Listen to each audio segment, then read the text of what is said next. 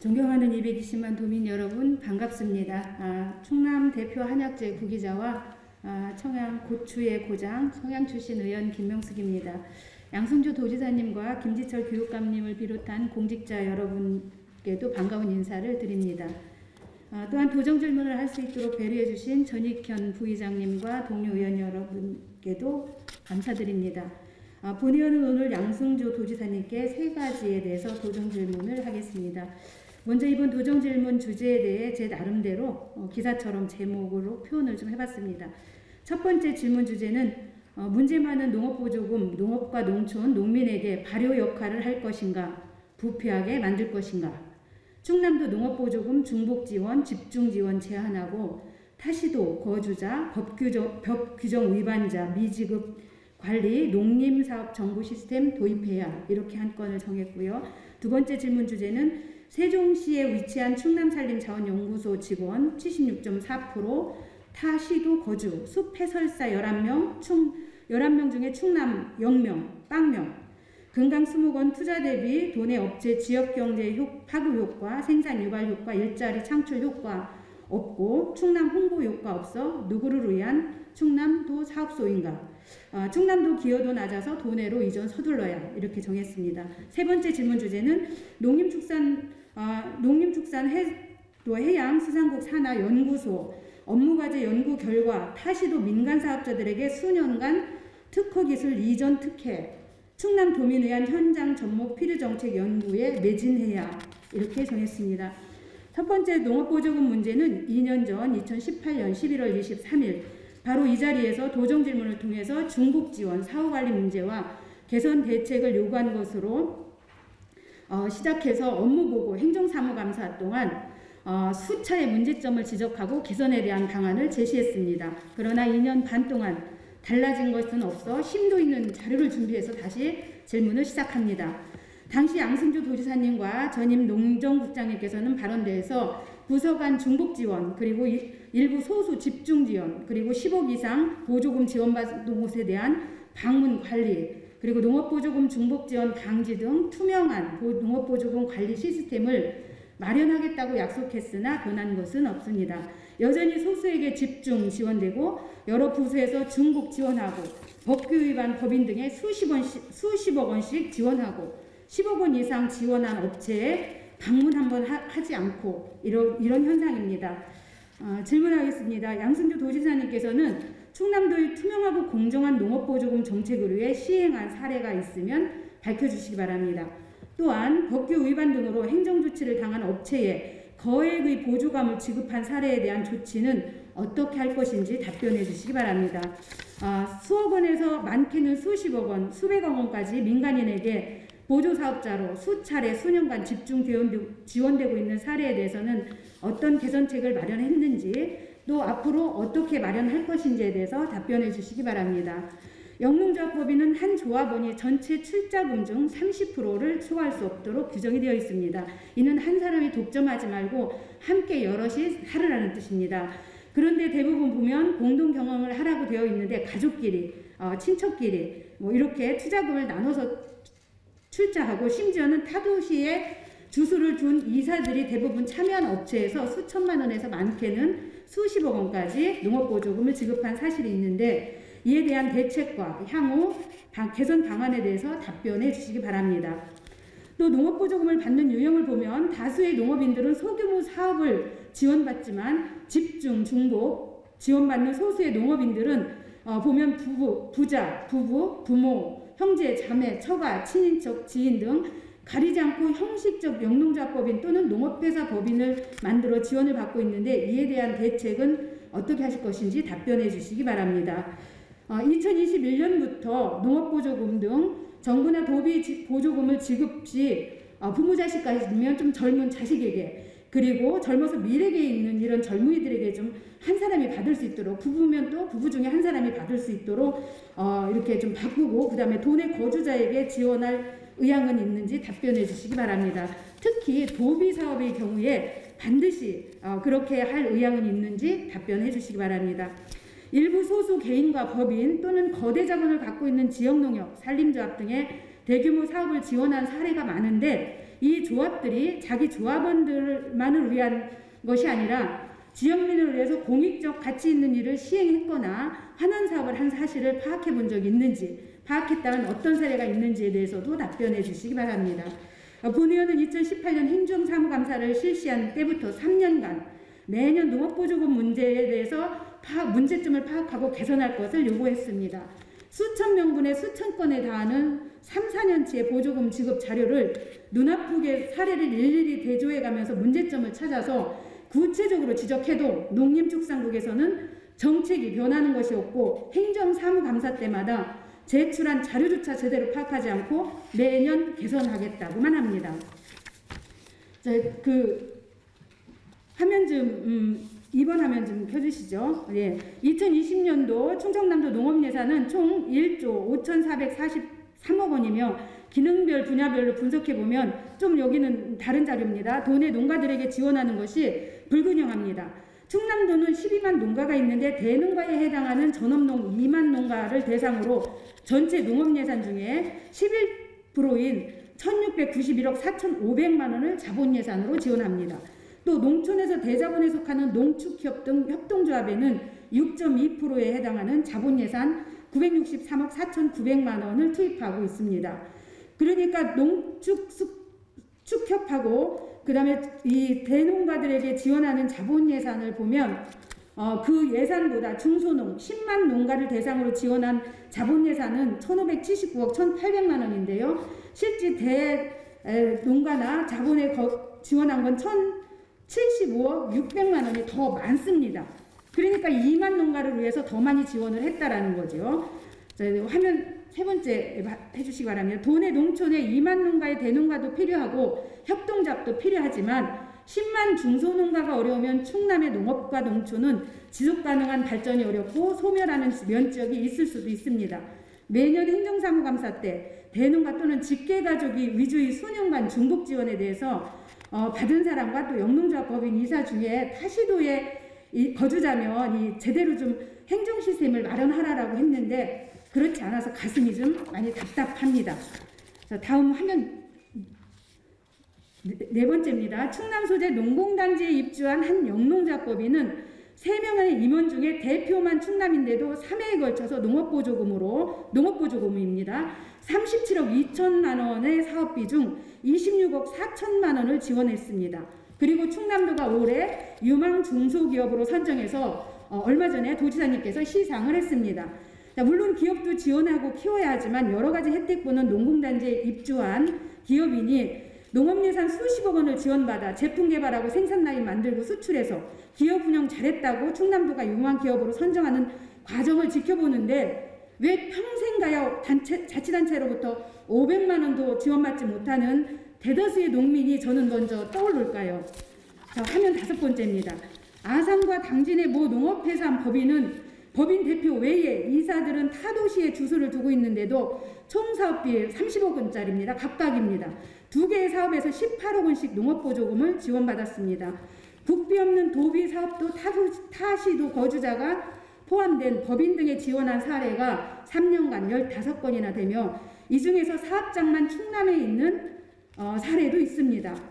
태안의 모 영농조합법인은 27억 9,900만 원짜리 사업인데도 사업을 완료할 시점에 지금 사업을 검토하고 있고요. 태안의 모 마늘과 관련된 영농조합법인은 보조사업이 끝났는데 사업자가 연락 두절입니다. 이런 부분에 대해서도 좀 명확하게 정리를 하지 않고 있습니다. 자, 소수에게 집중 지원되는 보조금을 살피고 다수에게 반드시 필요하지 않은 낭비성 보조사업을 정리해서 다수에게 농어민수당을 농가당이 아닌 부부, 부모, 형제자매가 동동한 전문 농업인으로 인정받을 수 있도록 개별 농민수당으로 지급하는 방안을 적극 검토해 주시기 바랍니다. 농업보조금 관련 정부 및 자치단체의 공모사업 등도 보조사업에 대한 상세 정보를 공개하고 농업보조금 잘 받아서 활용하는 방법에 대한 교육과정도 마련해야 할 것입니다. 그래서 관심 있는 사람은 다 지원할 수 있도록 해서 평등한 기회 제공, 공정한 심사 과정으로 선발하고 보조사업에 대한 철저한 관리로 정의로운 결과가 나올 수 있도록 해야 할 것입니다. 자, 다음은 2번째 질문을 하겠습니다. 세종시에 있는 충청남도 산림자원연구소는 충남 도내 이전 문제에 대해서 역시 이 자리에서 제가 7월 달에 여러 가지 사유를 들어서 이전 문제를 짚었습니다. 그런데 이번 행정사무감사를 하면서 여러 가지 또 문제점이 드러나서 그에 대한 대책을 요구하고자 합니다. 아무리 주거의 자유는 있지만 그래도 지방자치 시대인데 충청남도 산림자원연구소 세종분소도 아닌데 엄연한 충남도 산하사업소인데 충남 땅을 밟지 않고 출퇴근하는 직원들이 많습니다. 세종시에 있는 산림자원연구소 본소와 금강수목원, 금강자연휴양림, 산림박물관에 근무하는 직원은 51명입니다. 기간제 근로자와 숲해설사는 포함하지 않은 인원입니다. 이 중 충남도에 살고 있는 직원은 12명, 전체 76.4%에 해당하는 직원이 세종을 비롯해서 타시도에 거주합니다. 심지어 금강수목원에 11명이나 활동하는 숲해설사도 모두 타시도에 거주합니다. 충남 도비를 운영하고 인건비와 운영비를 지원하는데 타시도에 사는 직원이나 숲해설사, 일부 기간제 근로자 등이 생활비도 충남에서 쓰지 않기 때문에 지역 경제에 미치는 효과도 미미하고 일자리 창출도 되지 않습니다. 다음 화면입니다.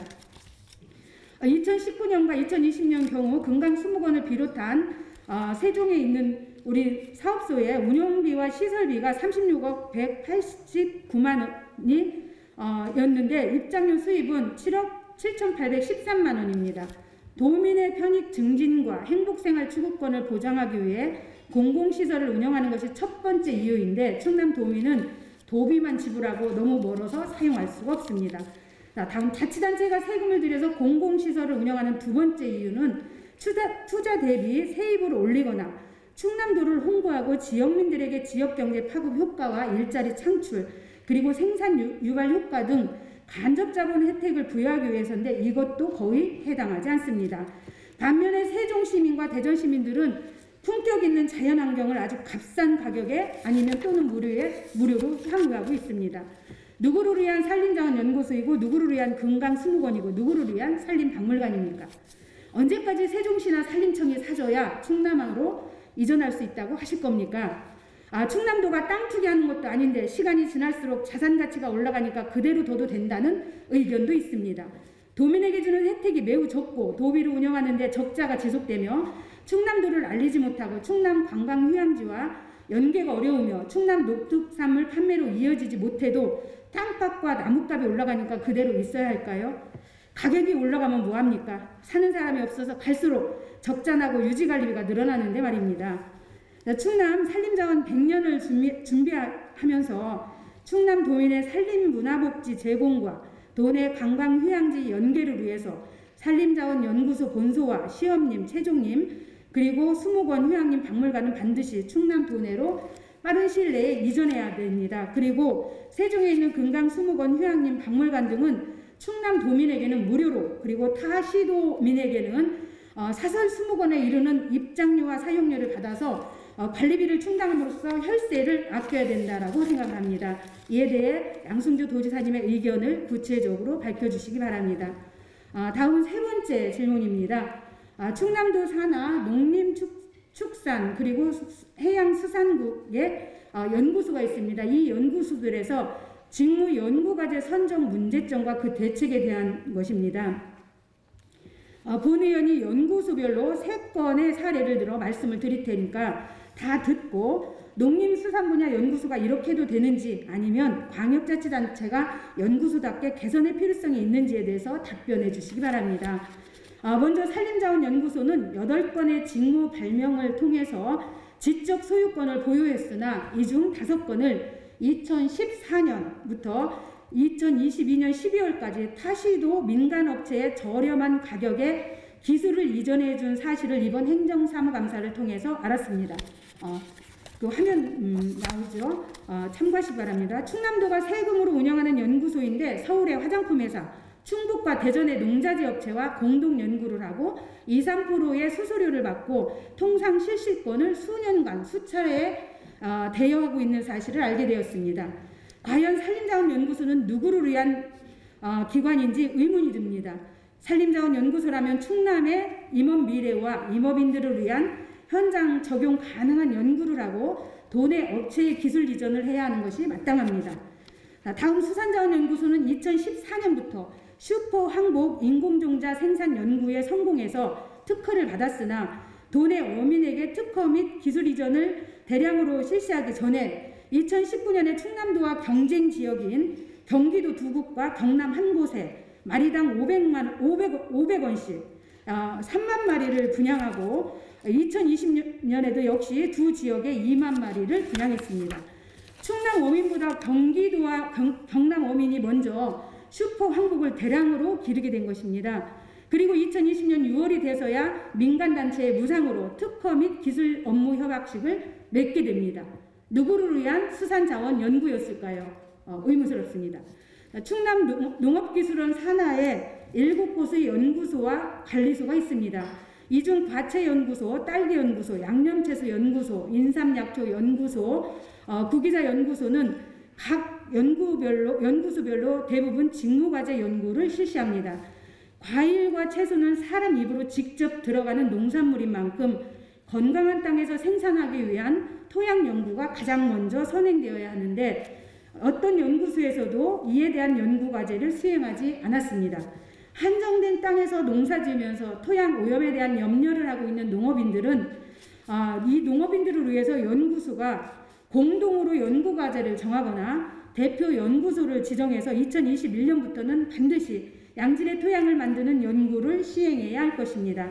농업기술원의 기관 존재 이유는 지속가능한 농업과 농촌, 농업인을 위해서 기술을 개발하고 보급하여 도민의 안전한 먹거리를 생산하면서도 농업소득을 높이는 데 있습니다. 각 연구소가 충남 농업과 농업인들에게 필요한 농업정책 연구 과제에 매진할 수 있도록 지원하는 전담 부서 또는 컨트롤타워 역할을 할 부서가 필요합니다. 이에 대한 도지사님의 입장과 대책을 말씀해 주시기 바랍니다. 자, 저의 질문은 이렇게 큰 틀에서 3가지입니다. 모두 다 농업과 관련된 부분입니다.